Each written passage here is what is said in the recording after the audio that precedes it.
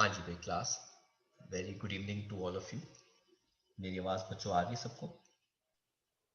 Good evening sir, Aryan. हम्म। तो बेटा आज हम शुरू करने वाले हैं हमारा नेक्स्ट ग्रुप पी ब्लॉक का। वो है ग्रुप 14, जिसके अंदर हम पढ़ने वाले हैं कार्बन की फैमिली। अब जनरल कॉन्फ़िगरेशन इस ग्रुप की क्या होती है? NH2 NP2। तो इसके अंदर कौन कौन से एलिमेंट है? कार्बन है जिसकी कॉन्फ़िगरेशन क्या है? हीलियम 2s2 2p2 जो प्रॉपर नॉन मेटल है। सिलिकॉन है, 3 शेल है 3s2 3p2 जो प्रॉपर नॉन मेटल है। उसके नीचे जर्मेनियम आता है ना, 4s2 4p2 जो क्या है? सेमी मेटल है। फिर टिन और लेड आते हैं जो दोनों क्या है? मेटल है। तो आप अच्छा खासा देख सकते हैं down the group non metallic character कम होता रहता है और मेटालिक कैरेक्टर जो है वो क्या करता रहता है? इंक्रीज करता रहता है।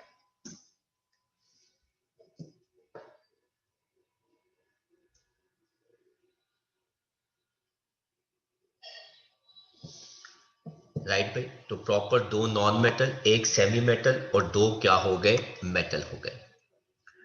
तो कोवैलेंट रेडियस की बात करते हैं तो down the group size increase करता है। कार्बन से कैल्शियम तो अच्छा खासा साइज इंक्रीज करता है, लेकिन सिलिकॉन से लेड तक इतना ज्यादा बड़ा इंक्रीज हम ऑब्जर्व नहीं करते, क्योंकि उन तक पहुंचते पहुंचते हमारे पास कंप्लीटली फिर डी और एफ ऑर्बिटल आ जाते हैं, जिनकी स्क्रीनिंग इफेक्ट क्या होता है?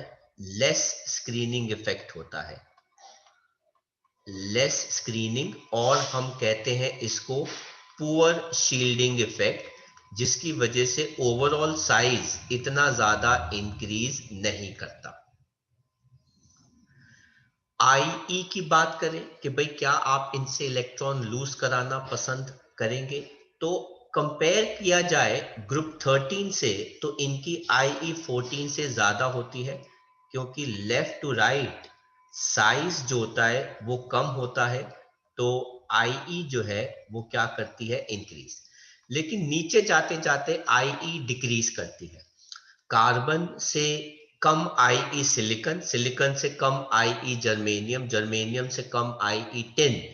लेकिन टिन से लेड आईई जो है वो क्या करती है? इंक्रीज। किसकी वजह से? Due to poor shielding effect of D and F orbital, जिसकी वजह से इफेक्टिव न्यूक्लियर चार्ज बढ़ जाता है और साइज क्या हो जाता है? छोटा हो जाता है।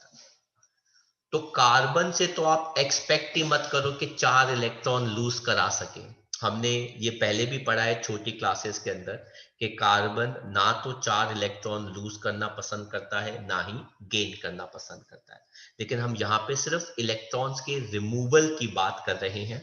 तो कार्बन से 4 इलेक्ट्रॉन लूज कराना सही सेंस नहीं है, क्योंकि sum of IE1 plus IE2 plus IE3 plus IE4 बहुत बहुत ज्यादा हो जाता है।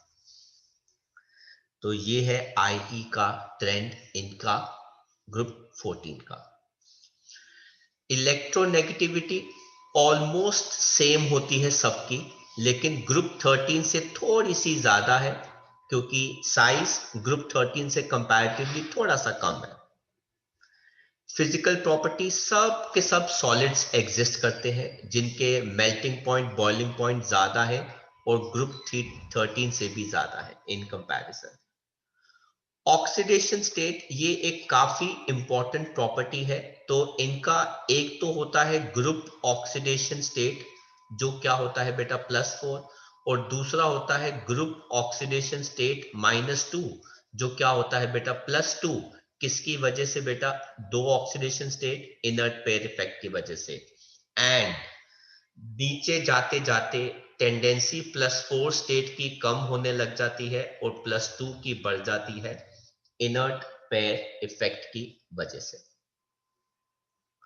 तो ऑक्सीडेशन स्टेट +4 किसका है? कार्बन और सिलिकॉन। ये तो शो ही +4 करते हैं बेटा। एक्सपेक्ट ही मत करो कि +2 इनके लिए आ जाए। आंख बंद करके +4।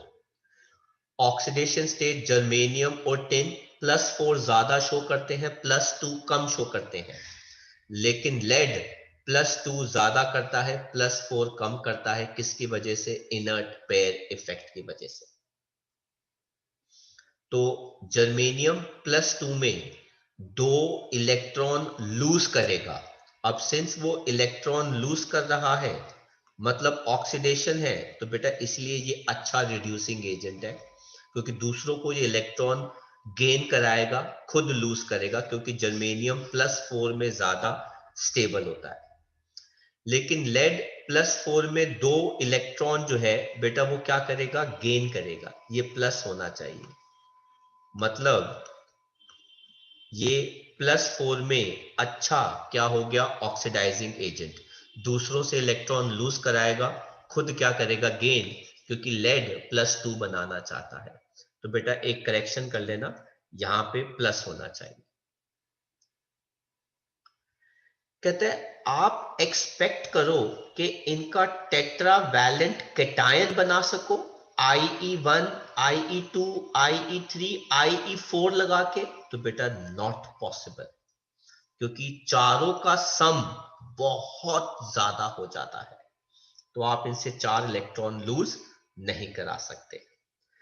लेकिन कार्बन के अलावा कुछ एलिमेंट ऐसे भी हैं जो 4 ऑक्सीडेशन स्टेट से बड़ा बैलेंसी शो कर सकते हैं, क्योंकि उनके पास खाली ऑर्बिटल होता है, उसको वो इन्वॉल्व कर सकते हैं। कौन सा वाला ऑर्बिटल होता है सर? डी ऑर्बिटल होता है। तो वो अपनी वैलेंसी 4 से ज्यादा एक्सटेंड कर सकते हैं। आपको इसमें से कुछ कॉपी करना हो तो आप कॉपी कर सकते हैं। नेक्स्ट बात करते हैं। कहते हैं अदर मेंबर्स इस ग्रुप के वो कॉम्प्लेक्सेस बना सकते हैं विद हायर कोऑर्डिनेशन नंबर, क्योंकि वो इलेक्ट्रॉन पेयर एक्सेप्ट कर सकते हैं, क्योंकि उनके पास डी ऑर्बिटल खाली है, लेकिन कार्बन नहीं कर सकता। But carbon can not do so. कहते हैं they can form complexes with high valency, मतलब हाई कोऑर्डिनेशन नंबर। जैसे सिलिकॉन टेट्राफ्लोराइड है, वो 2F- अपने साथ बॉन्ड बना सकता है, सिलिकॉन हेक्साफ्लोराइड बना सकता है। सर कैसे? अब जरा देखो बेटा इसकी वर्किंग। सिलिकॉन एक्साइटेड स्टेट के अंदर बेटा atomic number 14, 1s2, 2s2, 2p6, 3s1, 3p3, 3d खाली पड़ा है। तो बेटा 3s1 एक इलेक्ट्रॉन, 3p में 3 इलेक्ट्रॉन हो गए, और 3d खाली पड़ा है, जिसके अंदर 5 ऑर्बिटल होते हैं।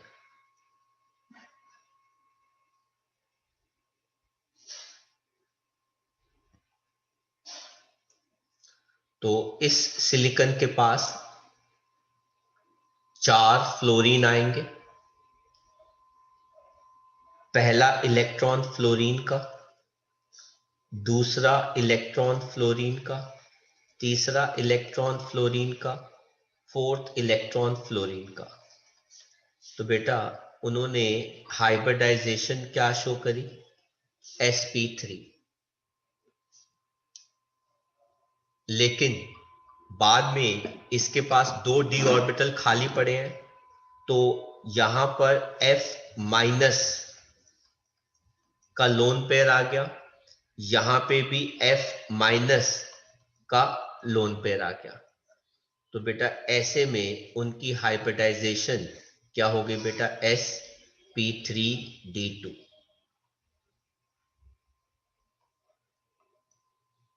तो टेक्निकली सल्फर टेट्राफ्लोराइड बेटा ऐसे होता है शेप के अंदर, टेट्राहेड्रल,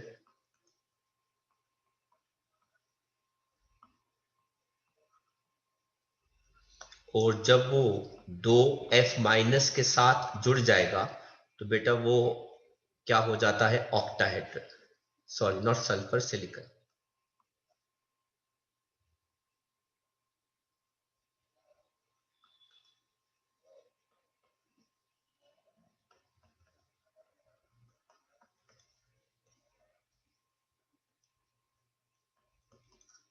और इस पूरे कॉम्प्लेक्स पे 2 माइनस चार्ज आ जाता है,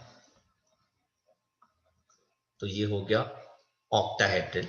और ये टेट्राहेड्रल से ऑक्टाहेड्रल बेटा इसलिए हो पा रहा है क्योंकि इसके पास खाली d ऑर्बिटल है। लेकिन अगर आप कार्बन को बोलो कि 2F माइनस बना सके तो बेटा ऐसा पॉसिबल नहीं है। सर क्यों? क्योंकि कार्बन एक्साइटेड स्टेट में atomic number 6 1s2 2s1 2p3, बस दो ही शेल है, एक इलेक्ट्रॉन ये रहा और बाकी के 3 इलेक्ट्रॉन p ऑर्बिटल में। 3 तो है ही नहीं, 2d तो है ही नहीं, तो इसके पास फ्लोरीन आएगा,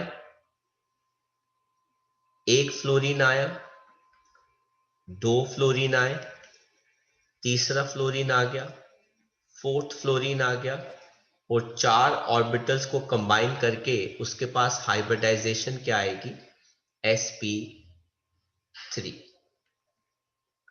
एंड शेप इसकी क्या आ जाएगी बेटा, टेट्राहेड्रल। पर वो आगे उसके पास ऑर्बिटल है ही नहीं, नॉट पॉसिबल। क्यों भाई? Due to absence of D orbital, क्योंकि इसके पास सिर्फ 2 ही शेल्स होते हैं। तो जो जो आपने कॉपी करना है आप कॉपी कर सकते हैं। आगे बढ़ते हैं।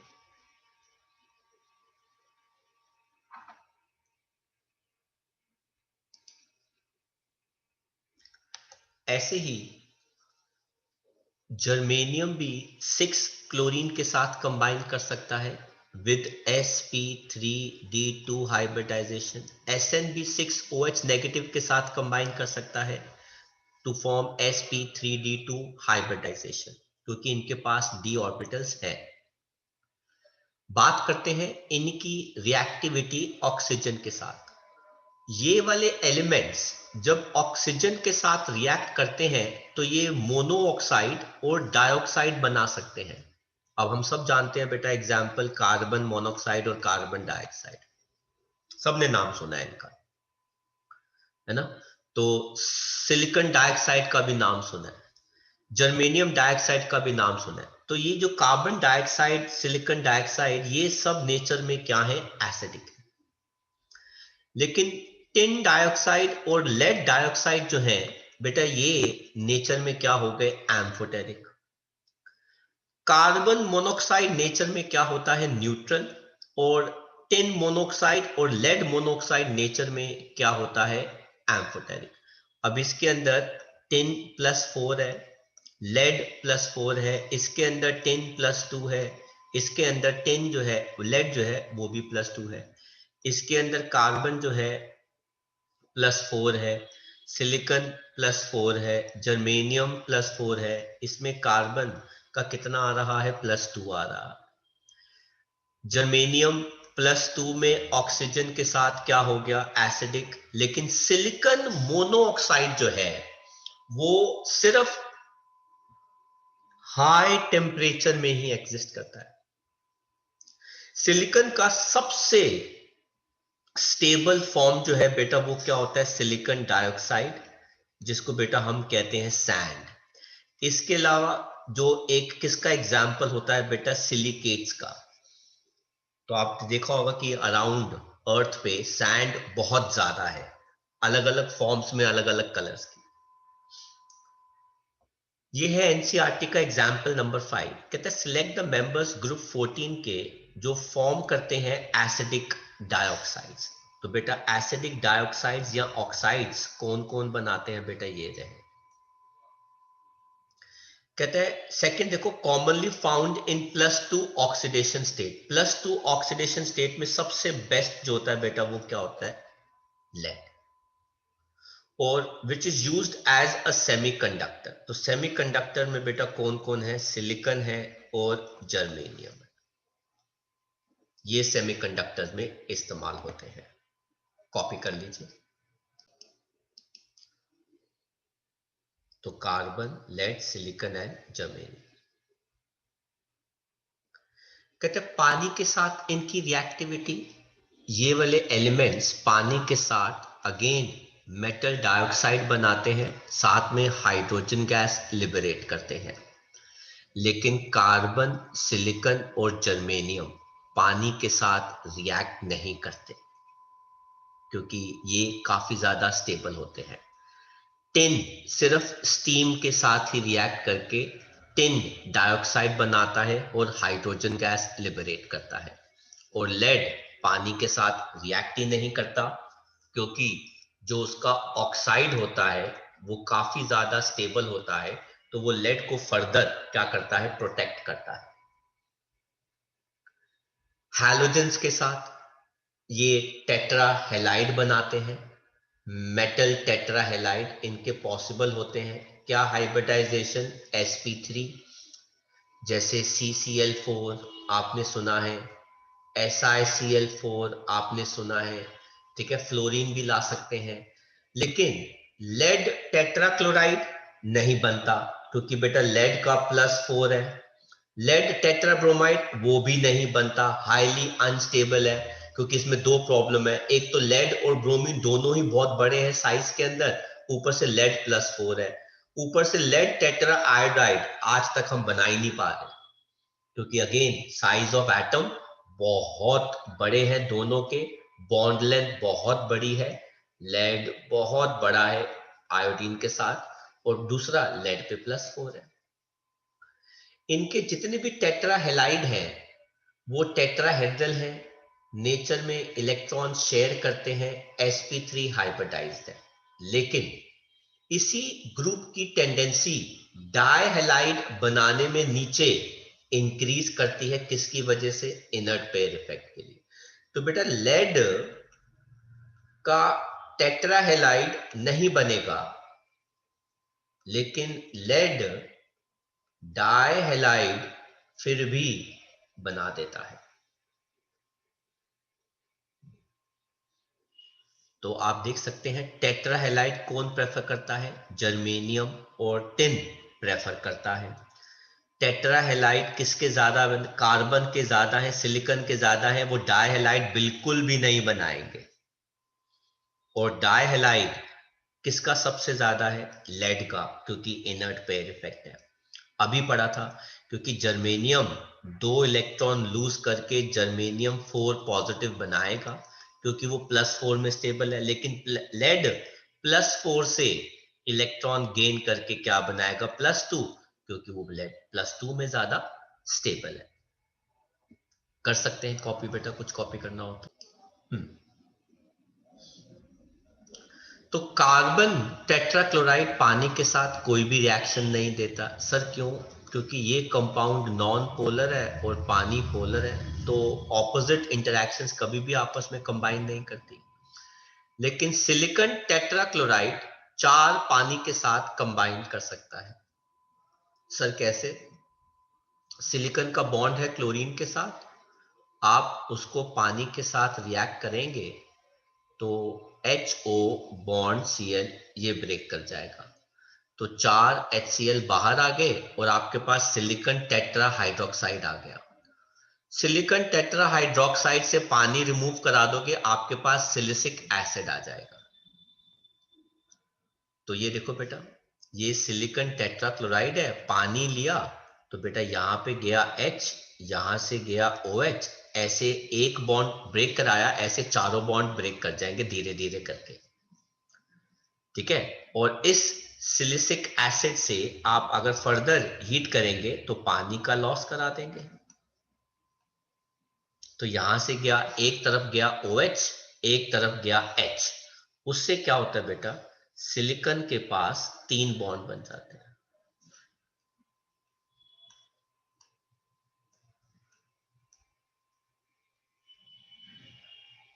ये होता है हमारा मेन सिलिसिक एसिड H2SiO3।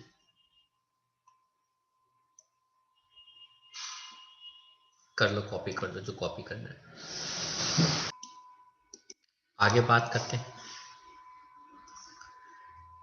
ये एक एक्स्ट्रा क्वेश्चन है, कहते हैं सिलिकॉन हेक्साफ्लोराइड नोन होता है पर silicon hexachloride is not known, क्या वैलिड रीजन हो सकता है? तो बेटा दोनों कंपाउंड सेम है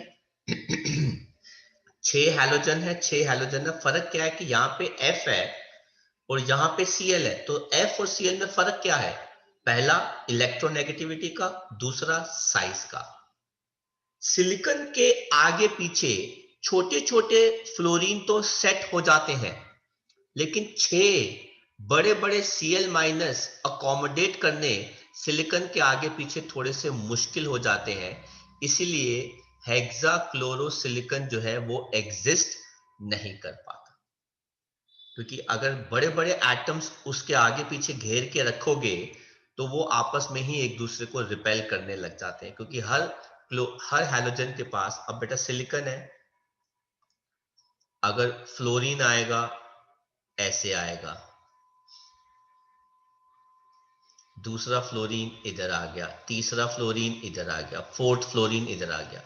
लेकिन अगर आप बेटा क्लोरीन रख रहे हो, एक इधर आएगा, एक इधर आएगा, एक इधर आएगा, एक इधर आएगा, तो आसपास होने में इंटरैक्शंस थोड़ी रिपल्सिव इंटरैक्शंस जो है ज्यादा हो जाती हैं, क्योंकि इनके पास लोन पेयर भी तो होते हैं ना, हैलोजन्स के पास 3 लोन पेयर होते हैं, तो इनके इलेक्ट्रॉन्स एक दूसरे को रिपेल करने लग जाते हैं। Nice question. कहते हैं what are electron deficient compounds? वो जिनके पास इलेक्ट्रॉन्स 8 से कम होते हैं उनको कहते हैं आप इलेक्ट्रॉन डेफिशिएंट कंपाउंड्स। क्या BCl3 और SiCl4 इलेक्ट्रॉन डेफिशिएंट स्पीशीज है? अब बेटा BCl3 में बोरॉन के 3 बॉन्ड्स बन रहे हैं, तो ओवरऑल 6 वैलेंस इलेक्ट्रॉन, तो बेटा ये तो इलेक्ट्रॉन डेफिशिएंट पक्का है, क्योंकि इसके पास 6 वैलेंस इलेक्ट्रॉन है।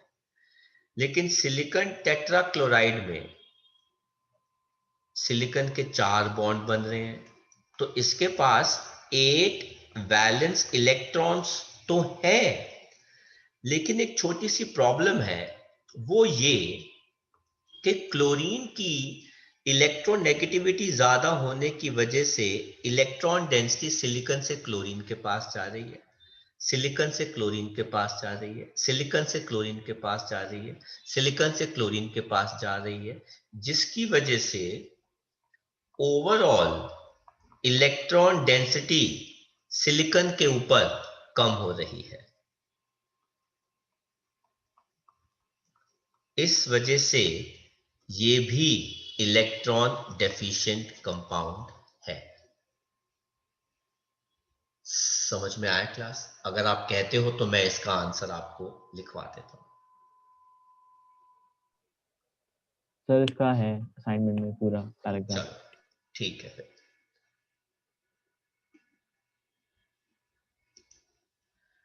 नेक्स्ट क्वेश्चन कहता है एक्सरसाइज का 13th क्वेश्चन, ये भी काफी अच्छा क्वेश्चन है। कहता है rationalise the given statement and give chemical reaction. Lead 2 chloride मतलब PbCl2 क्लोरीन के साथ रिएक्ट करके PbCl4 देगा, तो आंसर इज नो। सर क्यों? क्योंकि लेड क्या प्रेफर करता है? वो +2 प्रेफर करता है +4 स्टेज से। सर किसकी वजह से? Due to inert pair effect. कहता है lead 4 chloride is highly unstable towards heat. Yes, because PbCl4 अगर आप हीट करोगे तो फटाफट वो ब्रेक करके PbCl2 और क्या दे देगा, क्लोरीन, है ना, क्योंकि लेड जो है वो +2 प्रेफर करता है। कहते हैं लेड क्लोराइड होना चाहिए बेटा, यहां पे वो मिसिंग है। लेड क्लोराइड नोन है, अच्छा नहीं ठीक है, क्वेश्चन ठीक है। Lead is known not to form iodide PbI2। Yes sir, क्यों? बिकॉज दो रीजन है। First, size of both Pb and I is so big,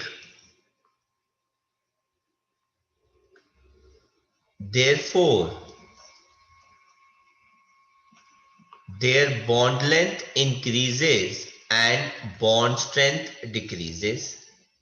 and दूसरा, Pb+2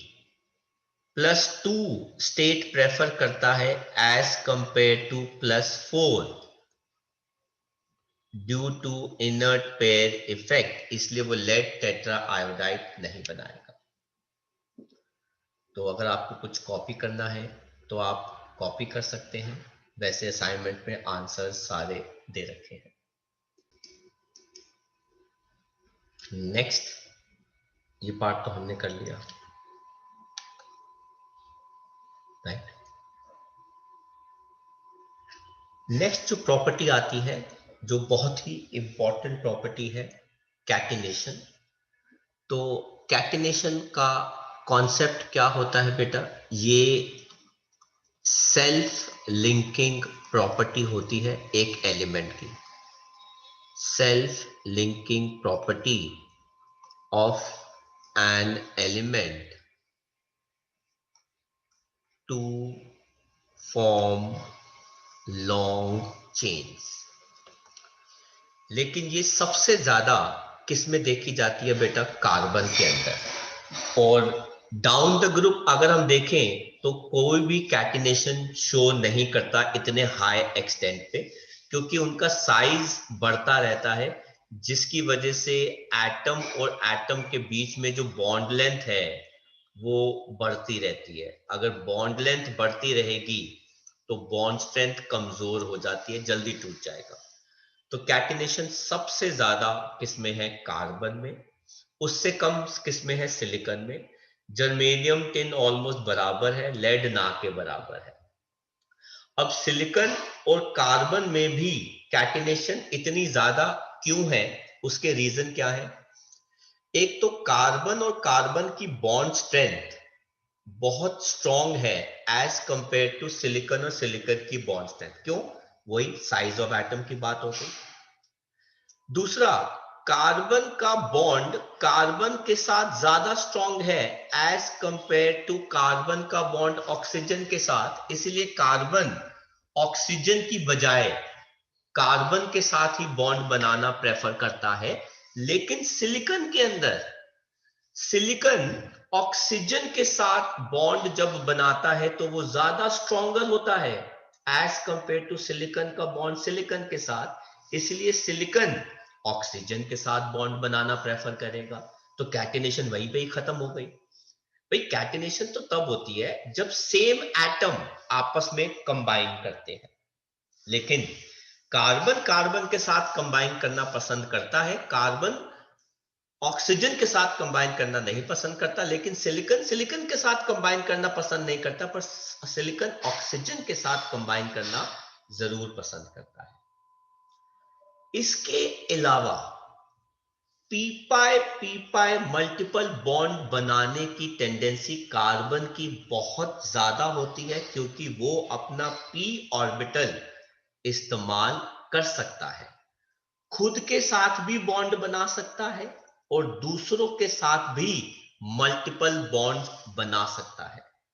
जैसे कार्बन का डबल बॉन्ड कार्बन के साथ, कार्बन का ट्रिपल बॉन्ड कार्बन के साथ, कार्बन का डबल बॉन्ड N के साथ, कार्बन का ट्रिपल बॉन्ड N के साथ, कार्बन का डबल बॉन्ड O के साथ। लेकिन ये मल्टीपल बॉन्ड बनाने की टेंडेंसी बाकी एलिमेंट्स में कम होती है, इसीलिए वो सिंगल बॉन्ड तक ही बना पाते हैं।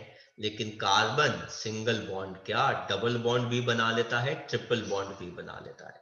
तो इतनी ज्यादा टेंडेंसी पहले कैटिनेशन की, उसके बाद इतनी अच्छी टेंडेंसी मल्टीपल बॉन्ड बनाने की, तो इस वजह से कार्बन के कंपाउंड्स इतने ज्यादा आ जाते हैं। समझ में आया बेटा ये पार्ट? कुछ कॉपी करना हो तो आप कॉपी कर सकते हैं।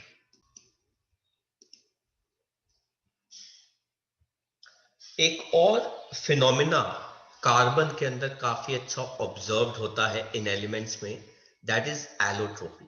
अब ये क्या होता है? ये एक एलिमेंट की एग्जिस्टेंस होती है अलग अलग फॉर्म्स में इन फिजिकल नेचर, जिसमें उसकी केमिकल फॉर्म्स या केमिकल प्रॉपर्टीज डिफरेंट होती हैं। सॉरी, केमिकल प्रॉपर्टीज क्या होती हैं? सेम, पर फिजिकल अपीयरेंस जो है वो क्या होती है? डिफरेंट होती है। अब कैटिनेशन की वजह से और पी पाई मल्टीपल बॉन्डिंग की वजह से कार्बन एलोट्रोपी शो करता है। मतलब कार्बन नेचर में अलग अलग फॉर्म्स में एग्जिस्ट कर सकता है। जैसे कार्बन के असलियत में दो फॉर्म्स होते हैं, एक होता है क्रिस्टलाइन फॉर्म और दूसरा होता है अमॉर्फस फॉर्म। अब क्रिस्टलाइन का मतलब होता है क्रिस्टल की फॉर्म के अंदर एग्जिस्ट करना।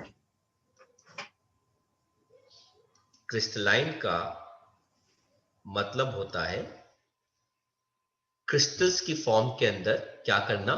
एग्जिस्ट करना। अब क्रिस्टल्स की फॉर्म के अंदर अगर हम देखें तो इसके एलोट्रोप्स कौन कौन से आते हैं? डायमंड, कार्बन के, ग्रेफाइट,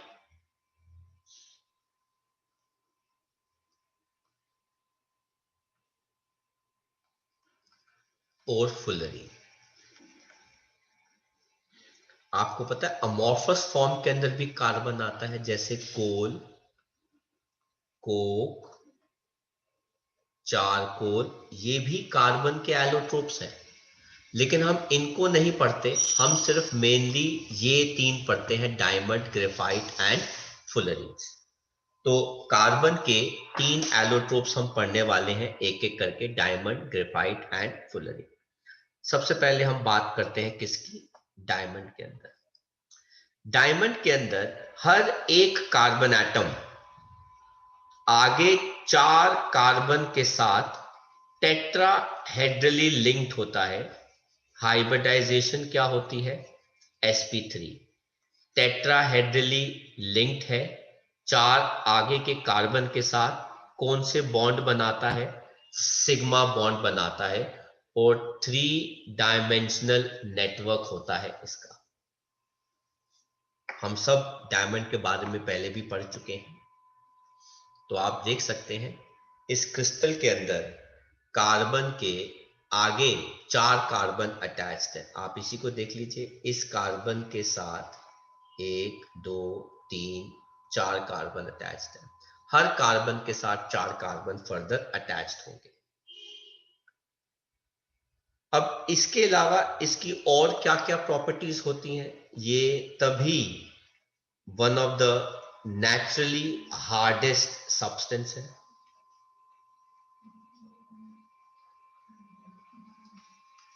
ये बैड कंडक्टर होता है हीट एंड इलेक्ट्रिसिटी का।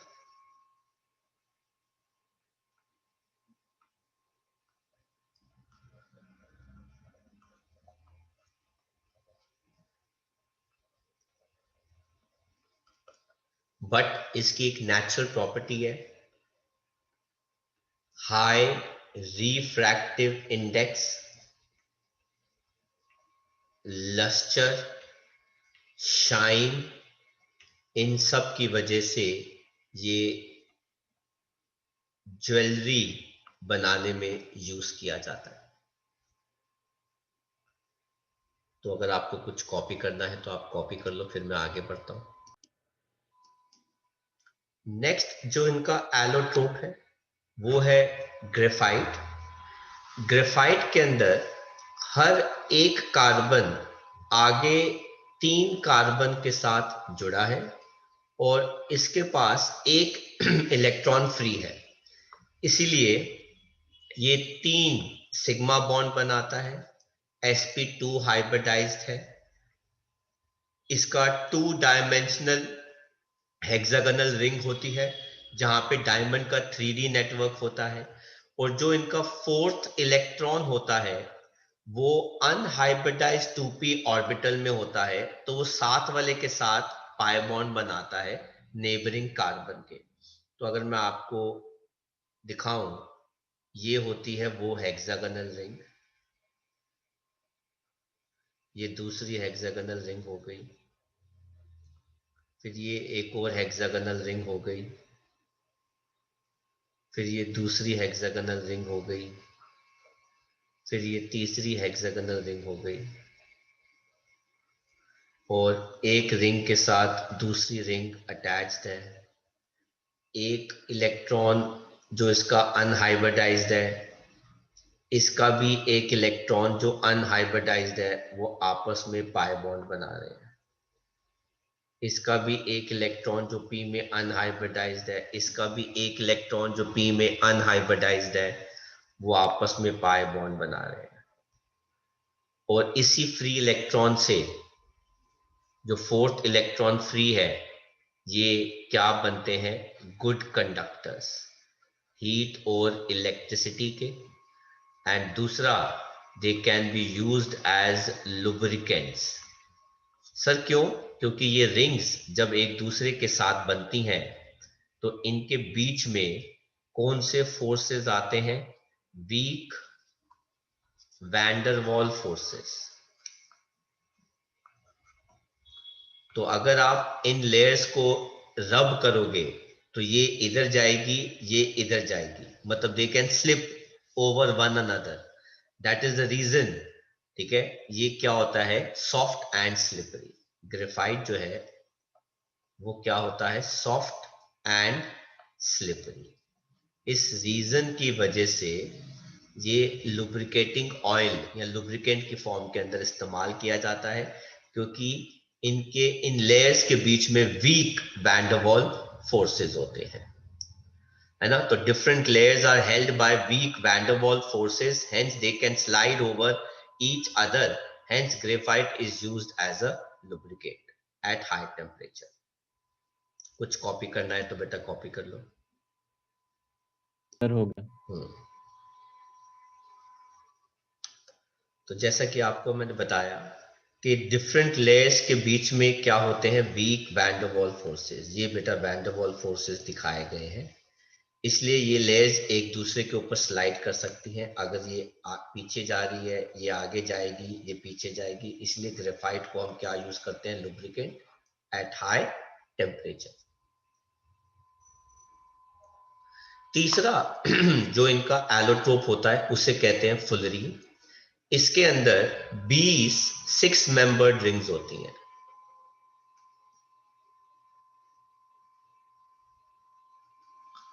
और इसके अंदर 12 5 मेंबर्ड रिंग होती है यूजुअल। अब जो 6 मेंबर्ड रिंग है वो 6 या 5 मेंबर के साथ फ्यूज मतलब कंबाइन कर सकती है, लेकिन अगर 5 मेंबर्ड रिंग को ऑप्शन दी जाए तो वो सिर्फ 6 मेंबर्ड रिंग के साथ ही फ्यूज कर सकती है, 5 के साथ वो फ्यूज नहीं कर सकती। ये ऑप्शन सिर्फ 6 मेंबर्ड रिंग के पास होती है। और आपस में जब ये फ्यूज करते हैं तो एक जियोडेसिक डोम बनता है, जो एक फॉरेन आर्किटेक्ट थे बकमिंस्टर फुलर, उन्होंने बनाया था। तो सिंस इसकी शक्ल उस डोम से मैच करती है, इसलिए उनके नाम पर रख दिया गया फुलरी। इसके अंदर भी सारे कार्बन sp2 हाइब्रिडाइज्ड होते हैं। हर एक कार्बन के पास 3 सिग्मा बॉन्ड होते हैं, और 4th इलेक्ट्रॉन इज डीलोकलाइज्ड, जो उसको एरोमेटिक बनाता है। ग्रेफाइट में ये जो फोर्थ इलेक्ट्रॉन था उसको डबल बॉन्ड देता है, एरोमेटिक नहीं बनाता। This is the difference between, major difference between graphite and fullerene. और ये कैसे बनता है? अगर आप ग्रेफाइट को हीट कर दो इलेक्ट्रिक आर्क के अंदर in presence of some inert gases, तो एक बकी बॉल, जैसे ये ना बेटा एक फुटबॉल की तरह है, जिसके अंदर 60 कार्बन एटम अटैच हो सकते हैं, कभी कभार 70 कार्बन अटैच हो सकते हैं। जो लेटेस्ट हमारे पास फुलरीन है उसके अंदर 350 कार्बन एटम अटैच है। And out of all allotropes जो सबसे ज्यादा स्टेबल होता है वो कौन होता है? ग्रेफाइट होता है। वो स्टेबल क्यों है? क्योंकि वो रूम टेम्परेचर पे बनाया जा सकता है। Something which can be made at room temperature is considered to be stable. Room temperature की रेंज के आसपास उसे स्टेबल कहते हैं। डायमंड को मत कहना कि वो स्टेबल है, क्योंकि बेटा वो किसी के साथ रिएक्ट नहीं करता। अरे भाई, डायमंड को बनने के लिए बहुत हाई प्रेशर चाहिए होता है। डायमंड क्रस्ट पे नहीं बन सकता, मैंटल में बन सकता है या कोर में बन सकता है। अर्थ की लेयर्स की अब मैं बात कर रहा हूं, ठीक है ना। फुलरीन जो है वो बहुत हाई टेम्परेचर पे बनता है, पर ग्रेफाइट को आप नॉर्मल टेम्परेचर रेंज में बना सकते हो, क्रस्ट की टेम्परेचर रेंज में बना सकते हो। तो आप कर लो कॉपी, कुछ कॉपी करना हो। सर। ये है क्वेश्चन नंबर 2। ये एक एक्स्ट्रा क्वेश्चन है। कहते हैं वाई एलिमेंट सिलिकॉन जो है वो डायमंड की फॉर्म के अंदर एग्जिस्ट कर सकता है लेकिन ग्रेफाइट की फॉर्म के अंदर एग्जिस्ट नहीं कर सकता। क्योंकि बेटा सिलिकॉन डायमंड की फॉर्म के अंदर 4 सिग्मा बॉन्ड बना सकता है, लेकिन अगर वो ग्रेफाइट की फॉर्म के अंदर रहेगा तो उसको 3 सिग्मा बॉन्ड बनाने पड़ेंगे और उसको एक इलेक्ट्रॉन क्या रखना पड़ेगा? फ्री रखना पड़ेगा। और सिलिकॉन जो है वो एक इलेक्ट्रॉन फ्री नहीं रख सकता, क्योंकि अगर वो एक इलेक्ट्रॉन फ्री रखेगा तो उसको पाई बॉन्ड बनाना पड़ेगा। सिलिकॉन पी पाई मल्टीपल बॉन्डिंग शो नहीं कर सकता। इस वजह से सिलिकॉन ग्रेफाइट के स्ट्रक्चर की फॉर्म के अंदर एग्जिस्ट नहीं कर सकता।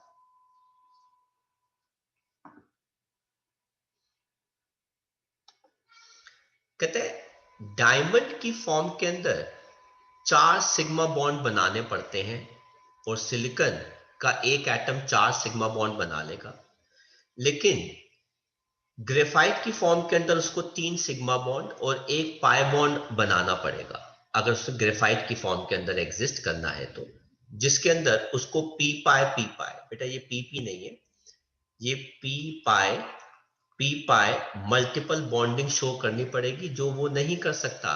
इसलिए सिलिकॉन डायमंड के फॉर्म के अंदर एग्जिस्ट करेगा पर ग्रेफाइट की फॉर्म के अंदर एग्जिस्ट नहीं करेगा। नाइस क्वेश्चन, कॉपी कर लीजिए। तो यहां से जो आगे का पार्ट है वो कोर्स में नहीं है इस बार, तो हम यहीं तक कर रहे हैं और अब हम बात करेंगे क्वेश्चन आंसर्स की। तो यहाँ पे हम असाइनमेंट पे आते हैं। अब जो जो क्वेश्चंस हो गए हैं वो मैं आपको बताता जा रहा हूँ। ये हमने कर लिया, सेकंड हमने कर लिया, थर्ड हमने एग्जाम्पल जो था वो कर लिया था ग्रुप 13 के अंदर।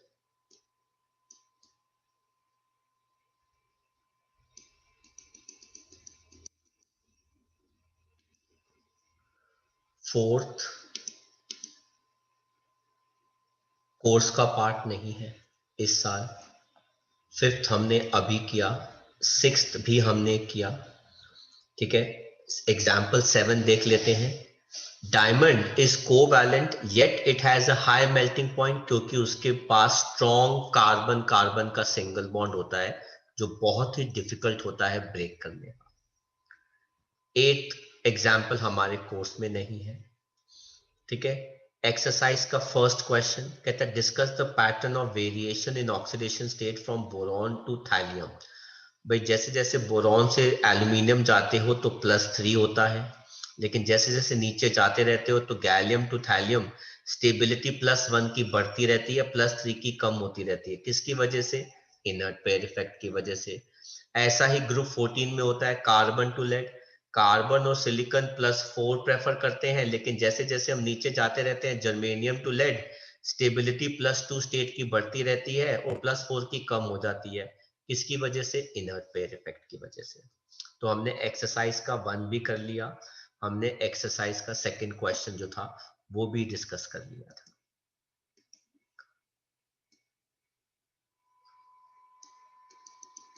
बात करते हैं एक्सरसाइज के थर्ड क्वेश्चन की। ये भी हमने पढ़ा था कि बोरॉन ट्राइफ्लोराइड लुईस एसिड क्यों है, क्योंकि उसके पास सिर्फ 6 वैलेंस इलेक्ट्रॉन होते हैं, ठीक है। ये भी हमने लास्ट क्लास में उसमें पढ़ा था। एक्सरसाइज का 5th क्वेश्चन कोर्स का पार्ट नहीं है, 6th भी नहीं है।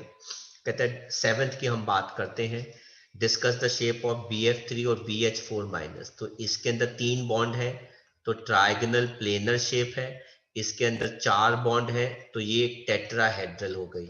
एंड असाइन द हाइब्रिडाइजेशन, ये sp2 हो गया और ये क्या हो गया? sp3। तो जितने सिग्मा बॉन्ड उस टाइप की हाइब्रिडाइजेशन आ जाती है हमारे पास।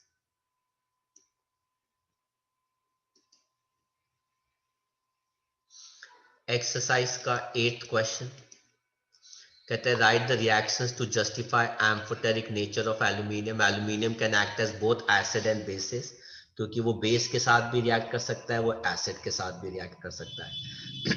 9th क्वेश्चन भी हमने लास्ट क्लास में अच्छा खासा पढ़ा था, it's a nice question. 10th question हमारे कोर्स का पार्ट नहीं है। कहते हैं what is the state of carbon की हाइब्रिडाइजेशन इन कार्बोनेट। अब अगर आप बेटा कार्बोनेट में देखो तो कार्बन का डबल बॉन्ड O होता है, single bond O, single bond O, तो कुल मिला के इसके अंदर 3 सिग्मा बॉन्ड है। तो बेटा हाइब्रिडाइजेशन क्या हो गई? sp2। डायमंड में 4 सिग्मा बॉन्ड बनाता है sp3, ग्रेफाइट में भी 3 सिग्मा बॉन्ड बनाता है sp2। कहता है एक्सरसाइज का 12th explain the difference in the properties of diamond and graphite on the basis of their structures. तो डायमंड के अंदर 4 कार्बन एटम के साथ अटैच्ड होता है sp3, हाइब्रिडाइजेशन 4 सिग्मा बॉन्ड बनाता है, tetrahedral, no free electron, bad conductor of heat and electricity and naturally hardest substance. Graphite में each carbon atom is linked with other 3 carbon atoms with 3 sigma bond, जिसकी वजह से 4th electron is free which makes it good conductor of heat and electricity। ये 3 bond जो होते हैं वो एक दूसरे के साथ अटैच होके हेक्सागोनल रिंग्स बनाते हैं एंड इन रिंग्स के बीच में weak van der Waals forces होते हैं जो एक दूसरे के ऊपर स्लाइड कर सकते हैं, जिसकी वजह से दे are used as a lubricant even at high temperature। Right class? तो बहुत सिंपल है, मेन क्वेश्चंस जो है वो हमने साथ साथ ही डिस्कस कर लिए। 13th क्वेश्चन हमने अभी डिस्कस किया था थोड़ी देर पहले ही, राइट। देन 14th क्वेश्चन भी हम कर चुके हैं पिछली क्लास में। जब 3 बॉन्ड होते हैं तो बॉन्ड लेंथ छोटी होती है, रिपल्शन कम होती है। जब 4 बॉन्ड बनते हैं तो इफेक्टिव ओवरलैपिंग कम हो जाती है, रिपल्शन बढ़ जाती है। ये भी हमने किया था, BCl का पोलैरिटी होती है क्योंकि क्लोरीन की इलेक्ट्रोनेगेटिविटी ज्यादा होती है, लेकिन BCl3 ओवरऑल नेचर में बेटा क्या होता है? नॉन पोलर, क्योंकि बेटा उसकी शेप ट्रायगोनल प्लेनर है। ओवरऑल डायपोल मोमेंट इसका क्या होता है? 0 हो जाता है रिजल्टेंट। 16th क्वेश्चन भी हमने पिछले लेक्चर में डिस्कस किया था ग्रुप 13 के अंदर कि कैसे एल्यूमिनियम की रिएक्टिविटी बदल जाती है। 17th क्वेश्चन हमारे कोर्स का पार्ट इस साल नहीं है। 18th क्वेश्चन भी इस साल नहीं है। 19th क्वेश्चन भी नहीं है। 20th क्वेश्चन जो है वो भी नहीं है।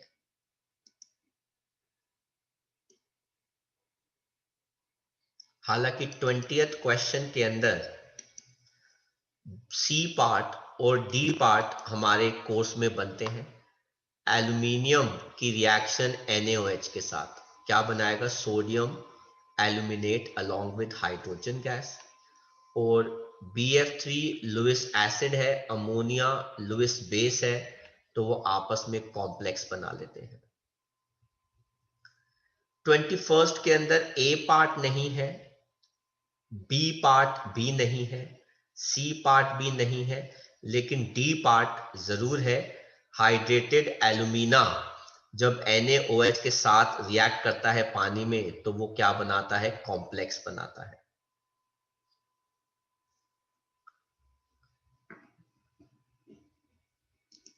आगे देखते हैं कि 22nd क्वेश्चन में कौन कौन सा पार्ट हमारे सिलेबस में है।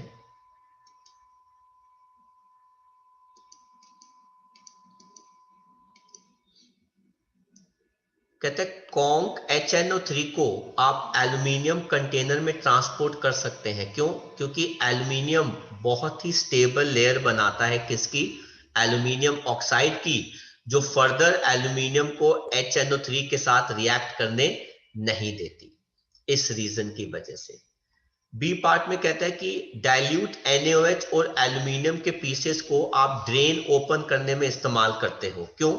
क्योंकि एल्यूमिनियम और NaOH के पीसेस जब पानी में मिक्स होते हैं तो वो एक कॉम्प्लेक्स बनाते हैं अलोंग विद हाइड्रोजन गैस, जिसके प्रेशर से ड्रेन्स जो है वो ओपन हो जाती हैं। कहते हैं graphite is used as a lubricant, क्योंकि इसके अंदर हेक्सागोनल रिंग्स होती हैं जिनके बीच में वीक वैंडरवॉल फोर्सेस होते हैं और ये लेयर्स एक दूसरे के ऊपर स्लाइड कर सकती हैं, इसलिए वो लुब्रिकेटेंट यूज होती है इवन एट हाई टेम्परेचर। कहते हैं diamond is used as an abrasive, क्योंकि ये naturally one of the hardest substances है, तो दूसरों चीजों को तोड़ने में काम आता है। ये यूज है। Aluminium alloys are used for making aircraft, बहुत लाइट होता है इसका, और हालांकि ये कोर्स में नहीं है, इसका एक एलॉय होता है डुरैलुमिन, जो बहुत हल्का, टफ और रेजिस्टेंट टू करोजन होता है। एल्यूमिनियम के यूटेंसिल्स के अंदर सारी रात पानी नहीं रखना चाहिए, क्योंकि वो एल्यूमिनियम ऑक्साइड बनाते हैं और एल्यूमिनियम आयंस जो है वो बेटा इंजीरियस होते हैं हेल्थ के लिए। इसीलिए बेटा मैं मना करता हूं, एल्यूमिनियम फॉयल यूज नहीं करनी चाहिए फूड को पैक करने में, और स्पेशली उसके अंदर खाने को हीट करने के लिए। आप एल्यूमिनियम फॉयल इस्तेमाल कर रहे हैं और उसी के अंदर खाने को गर्म कर रहे हैं, मतलब आप अपने लिए पॉइजन तैयार कर रहे हैं, क्योंकि हमारे बॉडी को एल्यूमिनियम आयंस नहीं चाहिए होते, तो ये गलत होता है। आप एल्यूमिनियम फॉयल इस्तेमाल कर सकते हैं पर उसके अंदर गर्म चीज नहीं रखनी चाहिए। देन एल्यूमिनियम की wire is use for making transmission cable, क्योंकि aluminium is a good conductor of electricity. 23rd question कहता है explain why there is a phenomenal decrease in IE जब कार्बन से सिलिकॉन जाते हैं, क्योंकि बेटा कार्बन से सिलिकॉन साइज बहुत इंक्रीज करता है, जिसकी वजह से इफेक्टिव न्यूक्लियर चार्ज क्या कर जाता है बेटा, डिक्रीज कर जाता है इस वजह से। एक्सरसाइज का 24th क्वेश्चन कहता है हाउ वुड यू एक्सप्लेन कि एटॉमिक रेडियस गैलियम का कम है एल्यूमिनियम से, क्योंकि एल्यूमिनियम से जब हम गैलियम जाते हैं तो 10 इलेक्ट्रॉन 3D ऑर्बिटल में जाते हैं, सेकंड लास्ट शेल के 3D ऑर्बिटल में, जो स्क्रीनिंग रिपेलिंग नहीं कर पाते, जिसकी वजह से इफेक्टिव न्यूक्लियर चार्ज बढ़ जाता है, जिसकी वजह से साइज कम हो जाता है, तो IE बढ़ जाती है। तो आगे हम बात करते हैं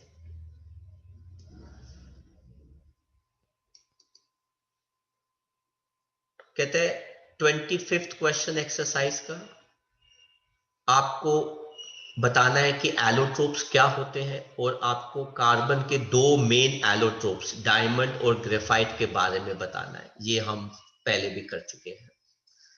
एक्सरसाइज का 23 कहता है इनमें से एसिडिक, बेसिक और एम्फोटेरिक ऑक्साइड्स बनाने हैं।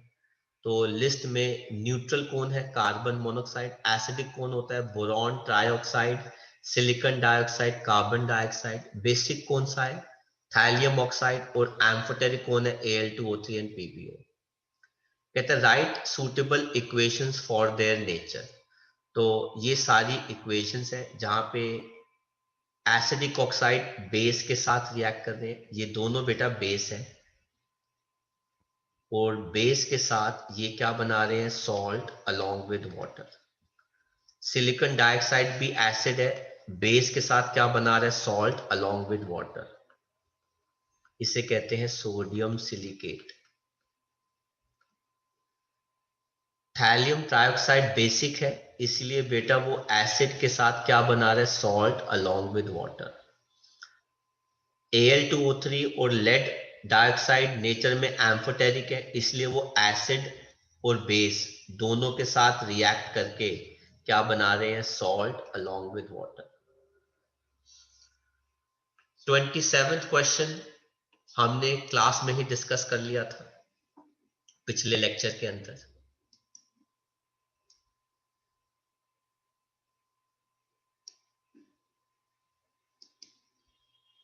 ट्वेंटी एट क्वेश्चन की बात करें तो ये भी हमने पिछले लेक्चर में डिस्कस कर लिया था। 29 कहते हैं what do you understand by inert pair effect, allotropy और कैटिनेशन। ये आपको मिल जाएगा नोट्स के अंदर। 30th क्वेश्चन हमारे कोर्स का पार्ट नहीं है इस साल।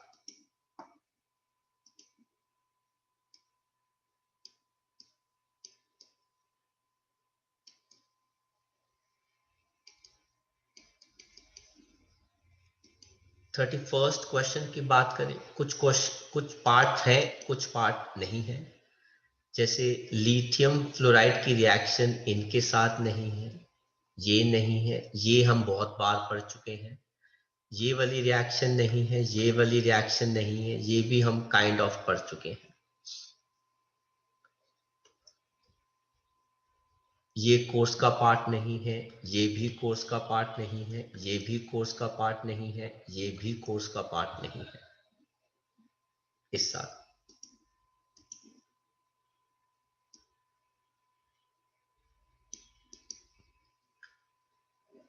यहां पे देखते हैं क्वेश्चन नंबर 36। कहता है थर्मोडायनेमिकली सबसे ज्यादा स्टेबल फॉर्म कार्बन का कौन सा होता है? ग्रेफाइट। 37 कहता है कि एलिमेंट ग्रुप 14 के एग्जिबिट करते हैं ऑक्सीडेशन स्टेट सिर्फ +4। No, +4 +2 yes. 38 क्वेश्चन कोर्स का पार्ट नहीं है।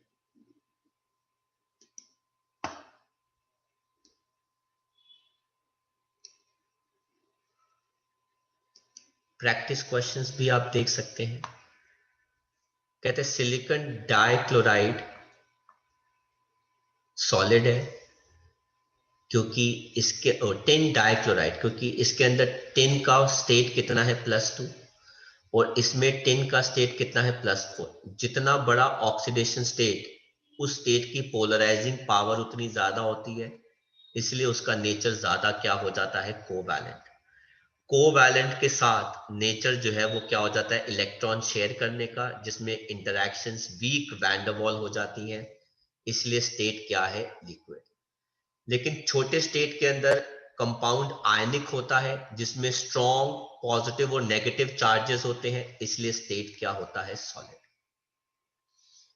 कहते हैं tetra halides other than carbon के इजीली हाइड्रोलाइज होते हैं क्योंकि उनके पास खाली डी ऑर्बिटल होते हैं, लेकिन कार्बन के पास एब्सेंट होते हैं, इसलिए कार्बन टेट्राक्लोराइड पानी के साथ रिएक्शन शो नहीं करेगा, पर सिलिकॉन टेट्राक्लोराइड शो करता है।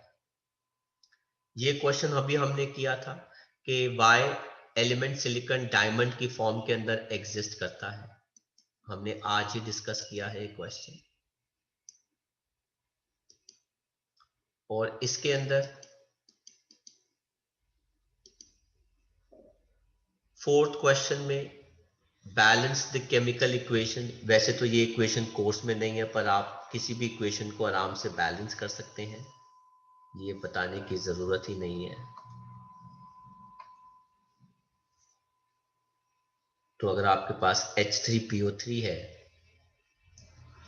तो यहां पे आप लगा दीजिए 3, ये हो गया 9, यहां पे आप लगा दीजिए 3 4, तो यहां पे आ गया 3, तो ये हो गई बैलेंस इक्वेशन। इसमें यहां पे आप 2 लगा दीजिए, और इस केस के अंदर आप यहां पे 2 लगाएंगे।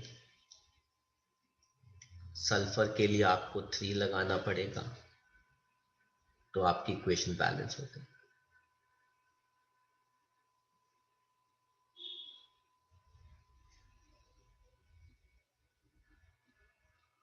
Hydrogen 18, 18 into 20,